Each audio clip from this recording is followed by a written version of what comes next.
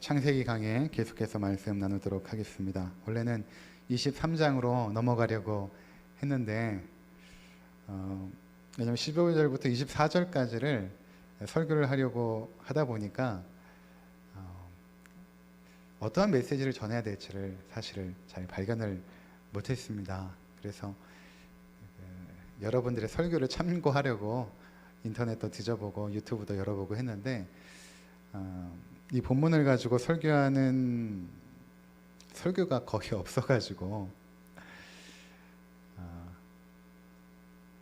어떻게 해야 될까 그러다가 또 제 성격 자체가 뛰어넘고 못합니다. 이걸 차례대로 꼭 하고 싶은 마음이 있어가지고 다시금 말씀을 좀 더 보면서 과연 이 말씀을 왜 주셨을까,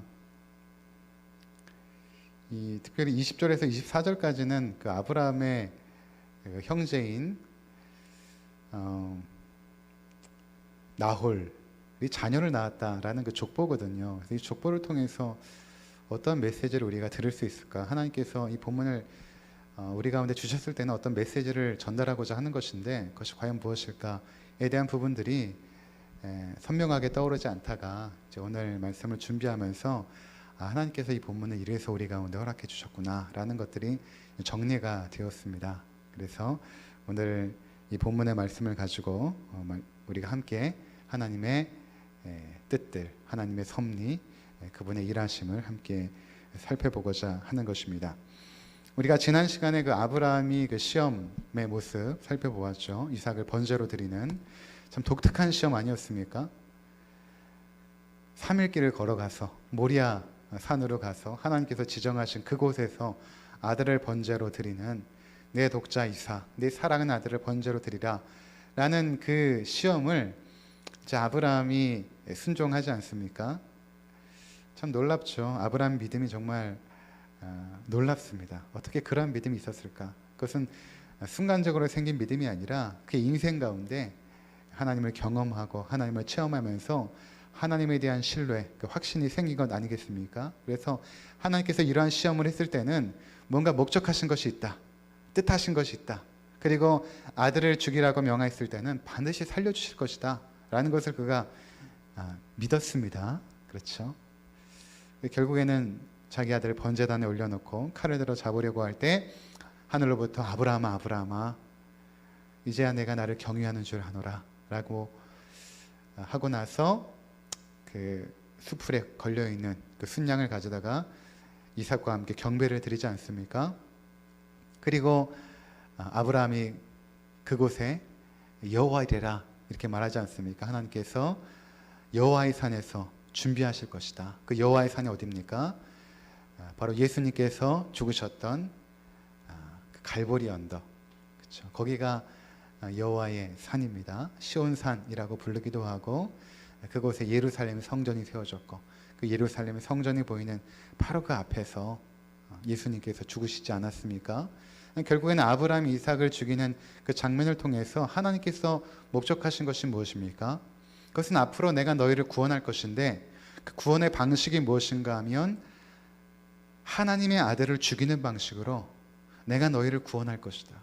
왜 하나님께서 그의 아들을 죽여야 되는가? 그것은 인류의 죄값을 담당하기 위해서는 흠없는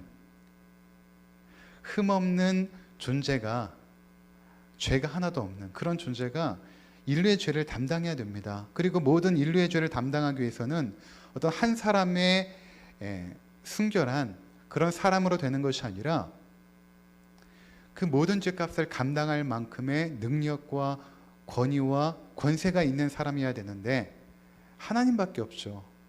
그렇지 않습니까? 우리의 죄값을 담당할 수 있는 사람은 하나님밖에 없습니다. 그러니까 하나님께서 친히 우리의 죄값을 감당하시겠다. 그 우리의 죄값을 감당하신 하나님이 누구입니까? 성자 예수 그리스도.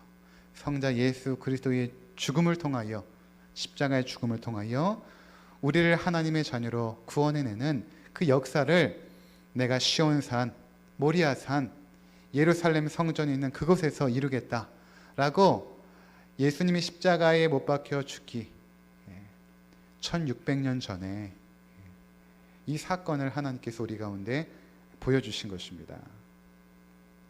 그러니까 이 시험은 특별한 목적이 있었던 것이죠. 하나님은 인신제사를 받는 분이 결코 아니거든요. 이 특별한 목적을 가지고 아브라함을 시험하신 것입니다. 그래서 요한복음에 보면 예수님께서 그런 말씀 하시잖아요. 유대인들을 향하여서 아브라함이 나의 때 볼 것을 기대하고 소망하다가 결국 나를 보고 즐거워하였다. 요한복음에서 나의 때라는 것은 예수님의 죽음인데, 예수님의 십자가의 죽음인데 어떻게 아브라함이 예수님의 십자가의 죽음을 보았는가? 바로 이삭을 번제로 바치는 그 사건을 통하여 아브라함은 깨달았던 것입니다. 아, 우리의 구원이 하나님의 역사로 말미암아 하나님의 일하심의 역사로 이루어질 텐데 그것은 결국에는 하나님의 아들의 죽음을 통하여 이루어지는구나. 여호와께서 준비하시겠다. 여호와의 산에서 여호와께서 친히 그분의 흠없는 어린 양을 준비하시고 그 흠없는 어린 양은 바로 예수 그리스도, 그분을 준비할 것이다. 그것을 바로 아브라함이 깨달은 것입니다. 자, 그리고 나서 오늘 이어지는 장면입니다. 여호와의 사자가 하늘에서 이제 두 번째 아브라함을 부릅니다. 그러면서 뭐라고 말하냐면 16절에 보니까 내가 나를 가리켜 맹세하노니 내가 이같이 행하여 내 아들 내 독자도 아끼지 아니하였은즉 내가 내게 큰 복을 주고 내 씨가 크게 번성하여 하늘의 별과 같고 바다의 모래 같게 하리니 내 씨가 그 대적의 성문을 차지하리라. 하나님께서 아브라함에게 명하셨던 그 복을 다시 한번 말씀하지 않습니까? 이미 갈대아 우르에서 아브라함이 가나안 땅으로 나올 때에 아브라함에게 하나님께서 약속하신 것 두 가지죠. 내가 너의 씨를 하늘의 별처럼 많게 할 것이다. 오늘은 바다의 모래처럼 많게 할 것이다가 추가되지 않았습니까? 그만큼의 분명한 확신을 심어주는 것입니다. 그리고 또 하나가 무엇입니까? 너를 복의 근원으로 삼을 것이다. 아브라함, 내가 복의 근원이 될 것이다. 이렇게 말했던 것입니다. 그리고 그 가나안 땅을 너에게 주겠다. 이렇게 약속하시죠. 이러한 하나님의 그 축복이 계속해서 반복되면서 오늘 마지막으로 아브라함에게 주어지고 있는 것입니다. 네가 이 시험에 통과했기 때문에 이 축복은 이제 너의 것이다. 이제 너의 것이다. 말씀하고 있는 것입니다. 근데 오늘 우리가 주목하는 것은 무엇인가 하면 내 씨가 그 대적의 성문을 차지하리라 라는 이 축복이 첨가가 되어집니다. 이 축복이 첨가가 되어져요. 이것이 이제 중요한 의미를 담고 있는 것입니다. 오늘 이것을 제가 말씀드리려고 이 본문을 설교를 하는 것입니다. 내 씨가 그 대적의 성문을 차지하리라. 또 18절에 내 씨로 말미암아 천하 만민이 복을 받으리니 이는 내가 나의 말을 준행하였음이니라 하셨다 하니라. 자, 그렇다면 내 씨가 무엇이고 또 내 대적이 무엇이고 성문을 차지한다라는 것은 무엇일까?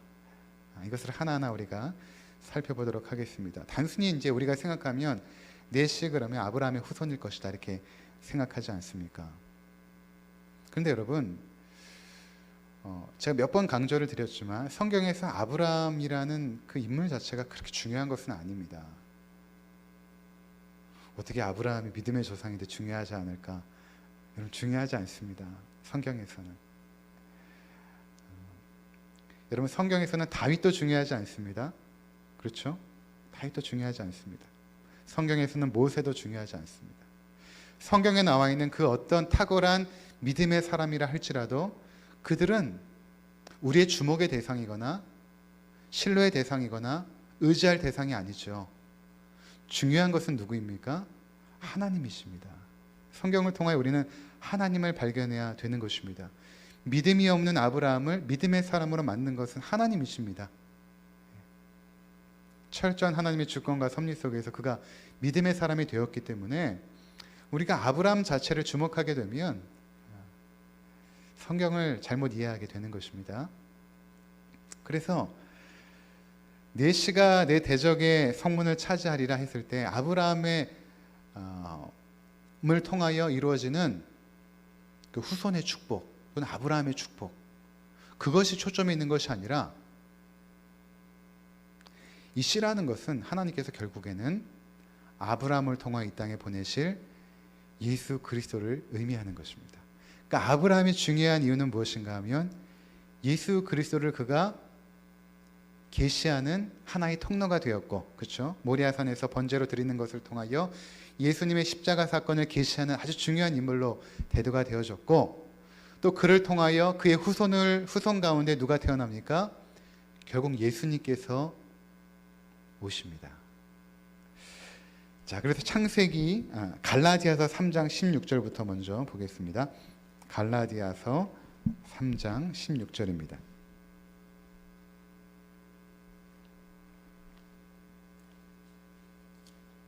갈라디아서 3장 16절, 신약성경 305쪽입니다.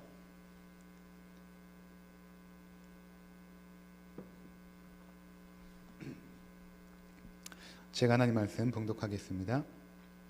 이 약속들은 아브라함과 그 자손에게 말씀하신 것인데 여럿을 가리켜 그 자손들이라 하지 아니하시고 오직 한 사람을 가리켜 내 자손이라 하셨으니 곧 그리스도라. 여기 그 16절을 보시면 자손이라고 하는 그곳에 여러분 가진 성경에 혹시 이렇게 4라고 번호가 써여 있습니까? 그 4번을 한번 참고해 보시면 밑에 보시면 뭐라고 써 있습니까? C 이렇게 돼 있죠. C. 그렇죠? 내 씨라 하셨으니 곧 그리스도라. 그러니까 지금 하나님께서 아브라함에게 내 씨가 그 대적의 성문을 차지하리라 했을 때 그 씨가 누구입니까? 바로 예수 그리스도. 그 예수 그리스도가 그 대적은 그럼 누구입니까? 대적은 사탄입니다. 성문을 차지한다는 것은 무슨 의미가 되냐면 성문이라는 것은 그 성을 들어가는 입구 아닙니까? 그렇죠? 그 성문을 지키는 자가 그 성의 주도권을 가지고 있는 자입니다. 그러니까 성문을 지킨다라는 것은 우주 만물의 주도권 뿐만 아니라 우리 삶의 주도권을 누가 줄 것인가? 그것은 바로 예수 그리스도께서 주실 것이다. 이런 의미가 되거든요. 이게 이제 무슨 의미인가 이것을 우리가 파악하는 것입니다. 창세기 3장 15절로 가보시기 바랍니다. 창세기 3장 15절입니다.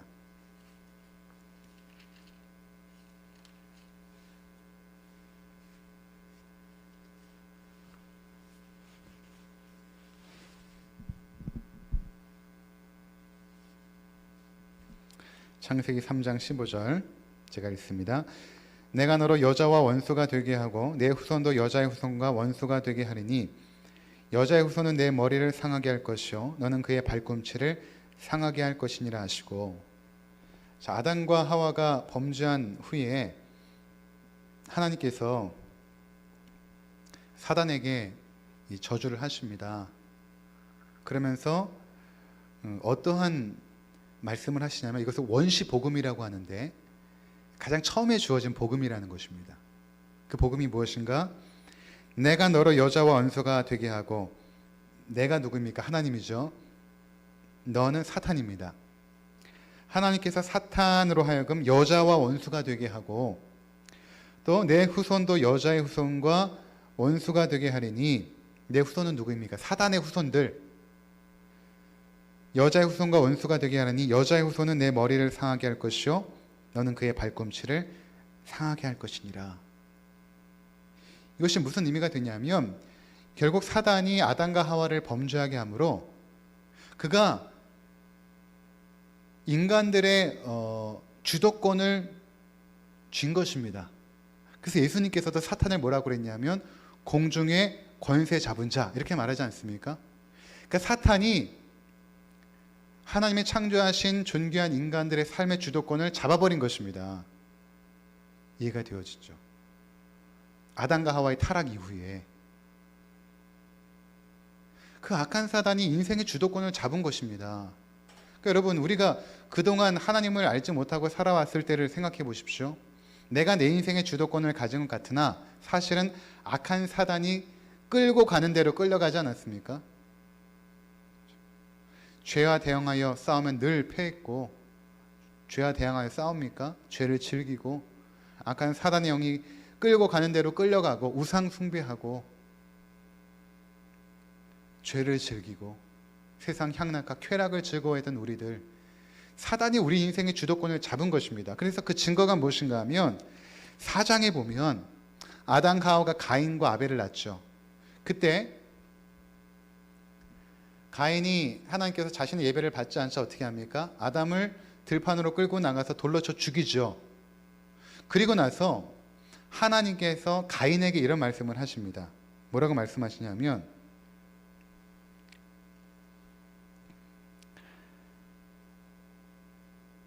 4장 7절, 창세기 4장 7절, 내가 선을 행하면 어찌 낯을 들지 못하겠느냐? 선을 행하지 아니하면 죄가 문에 엎드려 있느니라. 죄가 너를 원하나 너는 죄를 다스릴지니라. 무슨 말입니까? 지금 가인이 하나님 앞에서 고개를 들지 못하고 있는 상태가 이제 죄인의 상태인데 하나님을 두려워하는 상태가 된 것입니다. 죄를 범했기 때문에. 그러니까 하나님께서 뭐라고 말하냐면 죄가 문에 엎드려 있다. 이 문이 성문입니다. 죄가 문에 엎드려 있다. 사단이, 악한 사단이 너의 삶에 주도권을 주고 너를 지금 흔들고 있는데 너는 그것을 다스려야 된다. 죄가, 악한 사단이 죄를 통하여 너를 다스리려고 하지만 너는 그 악한 사단의 다스림 속에 거하지 말고 네가 오히려 죄를 다스려야 된다. 악한 사단의 영을 다스려야 된다라고 말하고 있는 것입니다. 이해가 되시죠? 그러니까 창세기 3장 이후에 인간은 어떤 존재가 되냐면 악한 사단의 영의 지배를 받는 존재.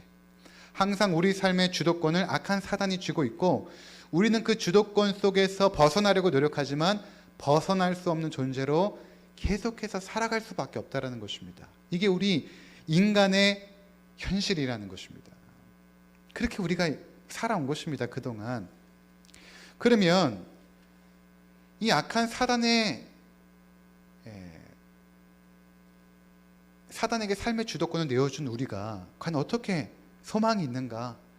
이러한 삶의 현실에서 벗어날 수 있는 과연 길이 있는가? 없다라는 것입니다. 없습니다, 여러분. 우리가 사단의 주도권에서 벗어날 수 있는 길은 없습니다. 우리 스스로. 여러분, 사람들 잘 보시기 바랍니다. 대기업 회장이나 아니면 정치권에서 굉장히 유능한 정치인들, 대부분 좋은 대학교 나오고 외국에서 공부도 하고 그런 사람들 아닙니까? 근데 여러분, 그들에게 어려운 일들이 생기잖아요. 그럼 어디 갈 것 같습니까? 그 사람들이 많은 경우에 무당 찾아갑니다. 영하다는 무당 찾아갑니다. 점쟁이 찾아가거든요. 한국 역사적으로 경복궁 옆에 무당집들이 굉장히 많았거든요. 왕궁 옆에는 무당집들이 많습니다. 정치인들이 그 당시에 점쟁이한테 가서 물어보는 것이죠. 굿도 하기도 하고. 잘 보시면 그 엘리트들이 귀신에 사로잡혀 살지 않습니까? 조상이 돌아가시면 조상을 기리는 것은 참 좋죠. 그런데 조상을 기린다는 명목으로 귀신을 부리는 제사들을 드리지 않습니까? 그 영혼이 마치 떠도는 것처럼.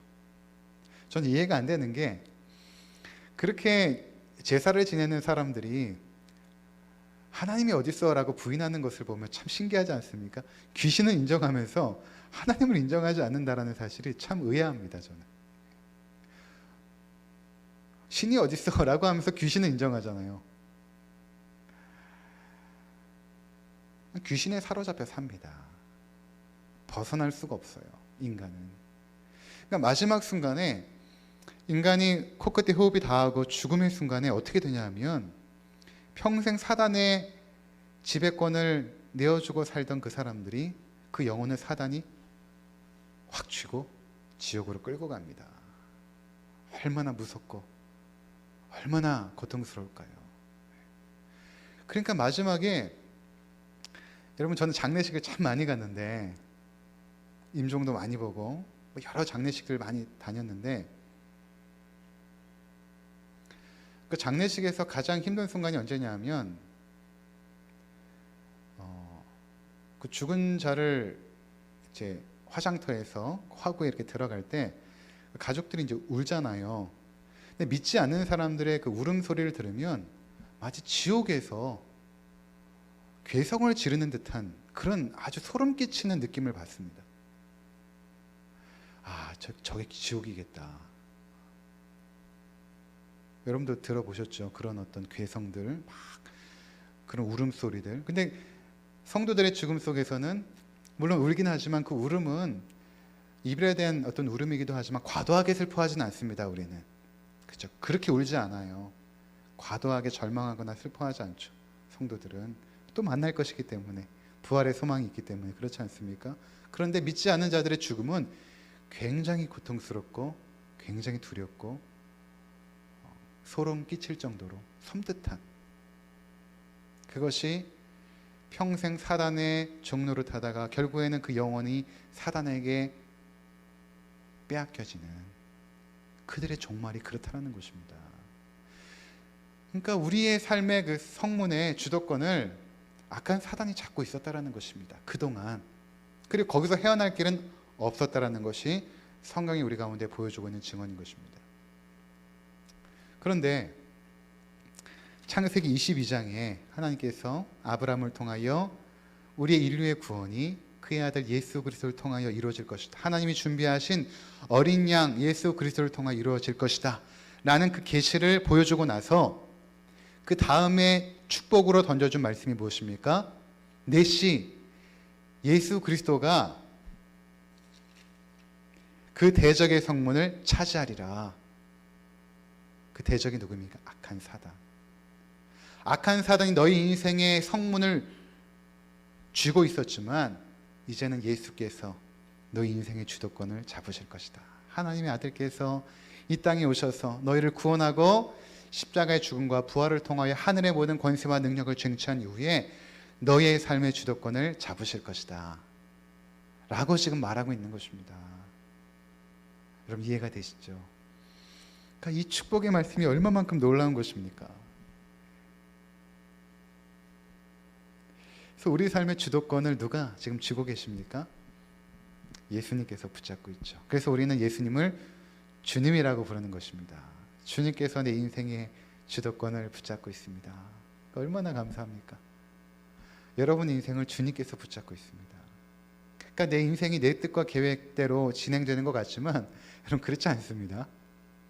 주님께서 내 인생의 주도권을 가지고 가장 선한 길로 인도하시죠. 그래서 여러분이 한번 그동안에 살았던 인생의 뒤안길을 돌이켜보면 내 뜻과 계획대로 되기보다는 하나님의 은혜 가운데 예수 그리스도의 그 주권 속에서 하나하나 나의 삶이 진행되어져 왔음을 보게 되는 것입니다. 그것을 인정하면 주님께서 내 삶의 주도권을 잡고 계시는구나를 인정하면 우리 마음 가운데 평안함이 깃듭니다. 평안함이 깃듭니다. 전에 제가 그런 말씀 드린 거 기억나는데, 예화로 제가 한국에 온 지 얼마 되지 않고 이제 분당에서 부목사를 할 때, 뉴질랜드는 이 운전석이 다르거든요. 그러니까 저도 처음에 한국에 왔을 때 간혹 너무 헷갈려가지고 골목에선 괜찮은데 골목에서 딱 나갔을 때 차선을 이쪽으로 가야 될지 저쪽으로 가야 될지 굉장히 헷갈렸거든요. 이제 그런 상황 속에서 이제 권사님 두 분을 모시고 분당에서 서울로 신방을 가는데, 한 권사님이 이 등을 뒤에 기대지 못하고 여기 손잡이를 잡고 등에 땀이 날 정도로 긴장하신 것 같아요. 제가 운전하는데 계속 이제 말씀하시는 것이죠. 목사님 여기서 쓰세요, 스톱 막 하고, 목사님 우회전, 좌회전, 막 계속 긴장하시는 거예요. 제가 혹시 사고 낼까봐. 근데 또 한편에 계신 권사님은 저랑 담소도 나누고 뭐 이런저런 이야기도 하고 은혜 받은 이야기도 하고 그러면서 신방 장소까지 도착을 했거든요. 1시간 정도 걸린 것 같아요. 제가 생각해 봤어요. 이 1시간 동안에 한 권사님은 계속 벌벌 떨면서 두려움 가운데 그렇게 여기까지 왔고, 또 한 권사님은 저와 함께 담소도 나누고 즐거운 시간을 보내며 여기까지 왔는데, 이 똑같은 1시간이라는 시간이 우리 가운데 주어졌을 때 왜 한 사람은 저렇게 두렵고 염려하고 왔고 한 사람은 감사함과 기쁨으로 왔을까? 그 두 사람의 차이가 무엇입니까? 운전하고 있는 신목사를 과연 신뢰하는가, 그렇지 않는가의 차이인 것이죠. 그렇죠. 신뢰하면 편안합니다. 신뢰하지 않으면 두렵죠. 근데 신목사는 사고 낼 수 있습니다. 제가 완벽하지 않으니까. 그러나 여러분, 우리 인생의 주도권을 누가 잡고 있습니까? 우리 인생의 운전대를, 여러분, 우리 인생의 운전대를 누가 잡고 있습니까? 주님께서 잡고 있습니다. 그러니까 안전한 거예요. 그리고 나에게 닥쳐진 그 순간들이 때로는 이해가 되지 않고, 왜 이러한 상황들이 생겼을까? 왜 막아주시지 않았을까? 왜 피해가게 하지 않으셨을까? 라고 우리는 생각할지 모르지만 하나님의 주권 가운데 모든 것이 진행되고 있습니다. 참새 한 마리가 떨어지는 것도, 우리 머리카락에 머리카락 하나 떨어지는 것도, 뽑히는 것도 주님의 주권 안에서 이루어지는 것입니다. 그러니까 잠언에서도 너희가 제비를 뽑아도 그 제비의 결정권은 하나님께 있다. 그렇죠? 우리의 발걸음 한 걸음 한 걸음을 내가 내딛는 것 같지만 그 발걸음을 인도하시는 분은 여호와 하나님이십니다. 그러니까 여러분의 삶의 모든 사소한 것들, 큰 것뿐만 아니라 작은 사소한 일들도 주님께서 주관하고 있다는 것입니다. 주님께서 주관하고 있습니다. 그러니까 안심이 되는 거예요. 주님께 맡겨드리니까. 내가 운전대를 붙잡고 끌고 가고 있다면 그때 왜 그랬을까? 혹시 실수하면 어떡하지? 사고 내면 어떡하지? 여러 가지 걱정과 염려와 후회와 탄식이 있겠지만 주님께서 내 삶을 붙잡고 있고 합력하여 선을 이룰 것을 믿는다면 주님 의지하고 그 길을 걸어가는 것입니다. 한 걸음 한 걸음 편안하게. 이러한 축복이 우리 가운데 주어진 것입니다. 이것이 아브라함에게도 주어진 축복이지만 결국에는 누구의 축복입니까? 우리의 축복인 것이죠. 아브라함을 통하여 이루어지는 우리가 얻는 축복, 그리스도를 통하여 대적의 성문을 차지하게 되는, 예수께서 우리 삶의 주도권을 쟁취하게 되는 그 역사. 그러니까 창세기 3장 15절에 여자의 후손은 뱀의 머리를 상하게 할 것이다. 그러나 사단은 뱀의 발꿈치를 조금 상하게 하지만 사단의 후손이 누구입니까? 사단의 후손들이죠. 결국에는 예수님을 죽였던 다 사단의 후손들입니다. 그렇죠? 십자가에 못 박는 그 일이 예수님의 발꿈치를 상하게 하는 일이지만 그 여자의 후손이 예수 그리스도는 뱀의 머리를 완전히 박살낼 것이다. 그리고 우리 인생의 주도권을 예수께서 주실 것이다 라는 것입니다. 그러니까 초대교회 성도들이 불렀던 찬양을 보면 그게 이제 빌립보서 2장에 나오거든요. 잠깐 보겠습니다. 빌립보서 2장에 보면 이제 초대교회 성도들이 드렸던 그 찬양인데 바울이 여기다 아주 정갈하게 기록을 했습니다. 이런 찬양입니다. 빌립보서 2장 6절에 보면 그는 근본 하나님의 본체시나 하나님과 동등됨을 취할 것으로 여기지 아니하시고 오히려 자기를 비워 종의 형체를 가지시사 사람들과 같이 되셨고 사람의 모양으로 나타나사 자기를 낮추시고 죽기까지 복종하셨으니 곧 십자가에 죽으심이라. 이러므로 하나님이 그를 지극히 높여 모든 이름 위에 뛰어난 이름을 주사 하늘에 있는 자들과 땅에 있는 자들과 땅 아래에 있는 모든 자들로 모든 무릎을 예수의 이름에 꿇게 하시고 모든 입으로 예수 그리스도를 주라 신하여 하나님 아버지께 영광을 돌리게 하셨느니라. 아멘. 그렇죠.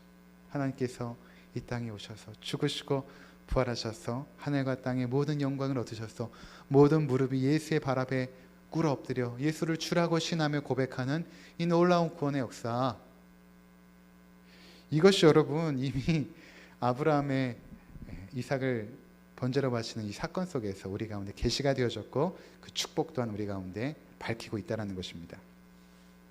저는 여기서 이제 한 걸음 더 들어가서 무엇을 말씀드리고 싶은가 하면, 자, 여기서 끝난 것이 아니라 갑자기 20절에서 24절에 아브라함의 형제인 그 나홀의 그 족보를 소개하고 있거든요. 이게 뚱딴지 같이, 그렇죠? 굉장히 돌발적으로 나오는 본문입니다. 왜 이것을 소개하고 끝날까? 그럼 잘 보시면 20절에 2일 후에, 그렇죠? 2일 후라는 것이니까 지금 연관이 되어 있다는 것입니다. 아브라함에게 주신 그리스도를 통하여 인생의 주도권을 그리스도께서 잡으실 것이다라는 이 축복이 전해지고 난 이후에 연관하여서, 그렇죠? 2일 후에 어떤 사람이 아브라함에게 알려 이르기를 밀가가 당신의 형제 나홀에게 자녀를 낳았다 하였더라.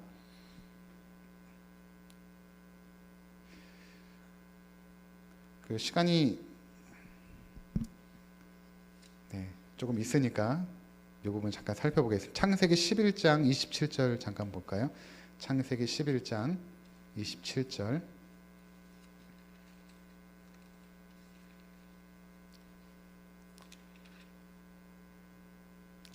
27절부터 제가 읽겠습니다. 데라의 족본이 이러하니라. 데라는 아브람과 나홀과 하란을 낳고 하란은 롯을 낳았으며 하란은 그 아비 데라보다 먼저 고향 갈대인의 우르에서 죽었더라. 아브람과 나홀이 장가들었으니 아브람의 아내 이름은 사레며 나홀의 아내 이름은 밀가니 하란의 딸이요 하란은 밀가의 아버지며 또 이스가의 아버지더라.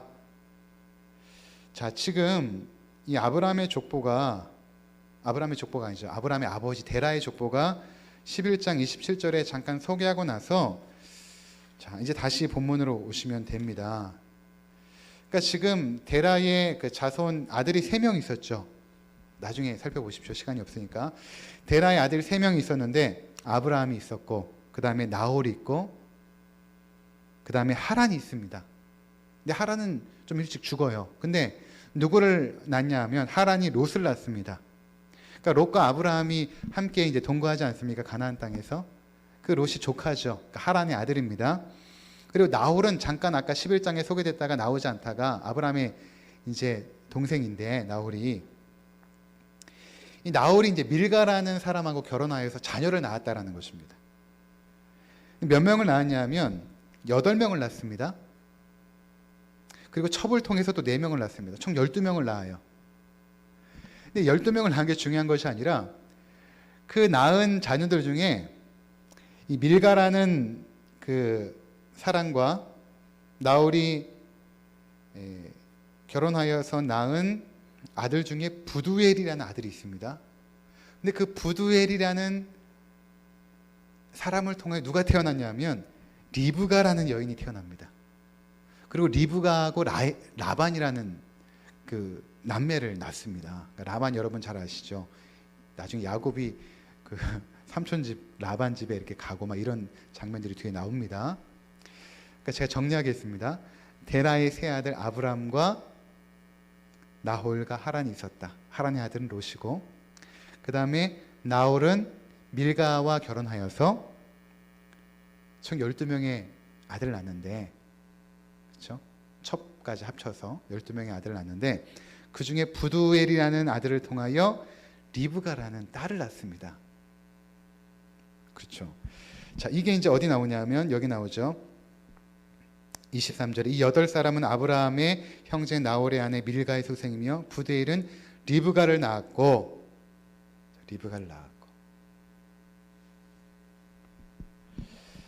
자, 지금 이 본문을 왜 기록했냐면 리브가가 누굽니까? 아브라함의 아들 이삭의 아내가 되어지죠. 나중에 이 당시까지는 친족끼리 결혼하는 것들이 허용이 되어졌습니다. 근데 모세 율법 이후에는 친족끼리 결혼하는 것이 허용이 되지 않았는데 이 전까지는 허용이 되어졌어요. 그래서 나중에 아브라함이 이삭을 위하여 아내를 얻으러 갈 때에 이방 땅에서 이방인들과 결혼 못 시키니까 결국에는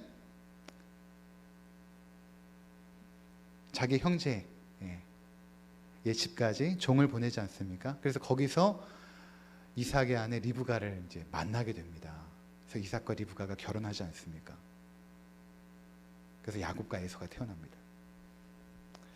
이게 왜 중요하냐면 잘 보십시오. 아브라함에게 주신 축복은 무엇입니까? 그의 후손을 통한 예수 그리스도를 준비하는 축복이 있죠. 근데 그 축복은 이삭을 통하여 이루어집니다. 첫 번째로는. 그러니까 이삭은 하나님께서 놀랍게 아브라함이 99세 때에 얻고 100세 때 낳은 아들 아닙니까? 하나님의 은혜 가운데 얻었죠. 근데 그 이삭이 하나님의 역사에서 중요한 인물이 되기 위해서는 누가 필요합니까? 리브가라는 여인이 필요한 것입니다. 그렇죠? 아브라함도 마찬가지입니다. 아브라함도 하나님의 구원의 역사 가운데서 아브라함이 될 수 있었던 중요한 이유는 무엇입니까? 아내 사라를 만났기 때문에 가능한 것입니다. 그래서 다음 주에 살펴볼 다음 장으로 넘어가면 아브라함의 아내 사라가 죽는 사건으로부터 시작하는데, 성경에서 여인이 죽는 것을 기록하고 그 나이까지 밝힐 것은 사라만 독특합니다. 그 당시 남성 우월 사회였기 때문에 여성의 죽음이나 여성의 나이를 기록하지 않습니다. 그런데 아브라함의 아내 사라가 127세에 죽었다는 것을 기록을 합니다. 그리고 그 전에 리브가가 태어났다라는 것을 딱 밝혀놓고 22장이 딱 마무리가 되어지죠. 자, 보십시오. 그리고 몇 절을 보시냐면 창세기 24장 60절입니다. 창세기 24장 60절. 이제 아브라함이 자기 아들 이삭을 결혼을 시키려고 하니까 형제 집에 종을 보냅니다. 그래서 그 종이 갑니다. 가서 누구를 만나냐 하면 리브가를 만나죠. 그래서 리브가를 이삭의 아내로 삼기 위하여 그를 데리고 가려고 하는 가운데서 그의 오빠 라반이 동생 리브가를 축복하면서 보내는데 이런 축복을 합니다. 24장 60절 제가 읽습니다. 리브가에게 축복하이르되 우리 누이여 너는 천만인의 어미가 될지어다. 내 씨로 그 원수의 성문을 얻게 할지어다. 이제 이해가 되어지죠. 내 씨로 그 원수의 성문을 얻게 할지어다. 무슨 말입니까? 리브가에도 여전히 예수 그리스도라는 그 씨의 약속이 주어지고 있고, 그 성문, 죄인들을 구원하여 하나님의 주권 안으로 인도하는 그 역사가 바로 리브가 너를 통하여 이루어질 것이다 라고 말하고 있다는 것입니다. 무슨 말인가 하면 하나님의 축복이라는 것은 결국에는 하나님께서 만나게 하신 부부의 인연을 통하여서 그 축복이 흘러가게 되어 있습니다. 아브라함의 축복은 사라를 만남으로 완성이 되어집니다. 이삭의 축복은 리브가를 만남으로 완성이 되어집니다. 그리고 이미 이 역사의 무대 가운데 리브가가 이렇게 딱 태어난 것이죠. 그렇죠? 이삭이 태어나고 나서 리브가가 이렇게 태어난 것입니다. 근데 그동안 아브라함이 그 이야기를 몰라요. 하나님께서 못 듣게 하신 것입니다. 왜냐하면 자기 형제에게 12명의 아들이 태어났다라고 하면 얼마나 마음이 조급하겠습니까? 뭐 첩을 얻어서 이스마엘도 얻었으니까 또 첩을 얻어가지고 막 아들을 낳지 않겠습니까? 아브라함의 성품이 그런 성품이었습니다. 그러니까 하나님께서 그 소식을 들리지 않게 하시다가 이삭을 낳고 이삭을 번제로 드린 이후에 딱 그 소식이 들리지 않습니까? 하나님께서 그만큼 세심하게 섭리를 하신 것입니다. 그 소식이 들리게 함으로 이삭의 아내를 준비하는 일들을 아브라함은 이제 하기 시작한 것입니다. 자, 여러분 결혼하신 분들 계시지 않습니까? 때로는 왜 저런 남편을 만나게 했지? 저런 아내를 만나게 했지? 그런 원망하면 안 됩니다. 절대 안 됩니다. 하나님께서 짝지어주신 짝이죠. 두 사람을 하나님께서 이미 예비하여 만나게 하신 것입니다. 어느 곳에서 태어나게 하시고 또 어느 곳에서 태어나게 하시고 각자 다른 환경 속에서 자라다가 하나님께서 둘을 만나 짝지어 한 가정으로 이루시죠. 그리고 하나님께서는 그 가정 가운데 베풀고자 하시는 하나님의 축복이 있습니다. 그리고 그 축복은 당대에 끝나는 것이 아니라 그 믿음의 후손들을 통하여 연결이 되어집니다. 그것이 하나님의 나라가 확장되어지는 역사입니다. 그래서 하나님께서는 처음에 아담과 하와를 창조하고 나서 너희가 땅에 충만하여라, 자손을 낳고 번식하고 충만해야 된다. 왜냐하면 하나님의 축복이 두 사람의 만남을 통하여 후손에게까지 번성해야 되기 때문에 하나님은 항상 그 축복을 완성케 하기 위하여 가정을 이룬다는 것입니다. 가정이라는 것은 하나님의 축복을 받는 가장 중요한 이 땅 가운데서의 수단이 되어지는 것이죠. 가정을 이루는 것이. 혼자 사는 것도 은사가 있는 분들은 혼자 살아도 괜찮지만 하나님의 이 완성된 축복은 부부가 만났을 때 이루어집니다. 특별히 믿음의 가정에서 만났을 때. 그러니까 아브라함이 그 종을 보낼 때 나중에 자기 환도뼈 밑에 손을 넣게 하여서 약속하게 합니다.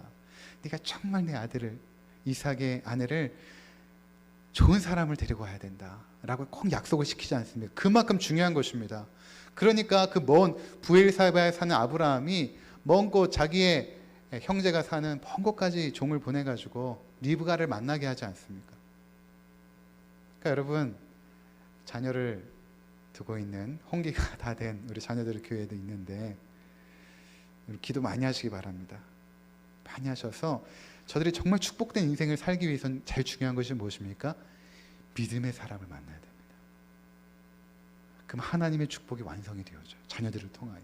그럼 그 자녀들이 또 믿음의 자녀를 낳고 또 믿음의 자녀를 낳고 그 놀라운 은혜의 축복들이 결국에는 이루어져서 아브라함의 후손 가운데 예수 그리스도가 이 땅에 태어나신 것입니다.